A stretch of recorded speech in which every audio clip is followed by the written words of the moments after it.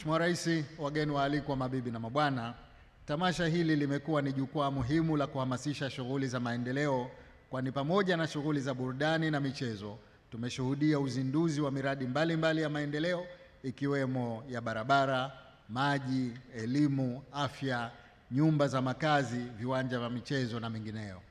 Mheshimiwa Rais, napenda kutumia fursa hii kuahidi kuwa Serikali ya Mapinduzi ya Zanzibar itahakikisha miradi yote iliyozinduliwa na ile itakayojengwa baadaye inatunzwa na kuendelezwa ipasavyo kwa maendeleo na ustawi wa wananchi. Natoa wito kwa wananchi kuhakikisha miundombinu inayojengwa inatumika na kutunzwa vizuri ili iweze kudumu na kutumika kwa muda mrefu kama ilivyokusudiwa. Mheshimiwa Rais, wageni waalikwa, mabibi na mabwana, napenda kuhitimisha salamu zangu kwa kukushukuru tena kwa mara nyingine Mheshimiwa Dr. Samia Suluhu Hassan kwa kutualika kushiriki katika tamasha hili.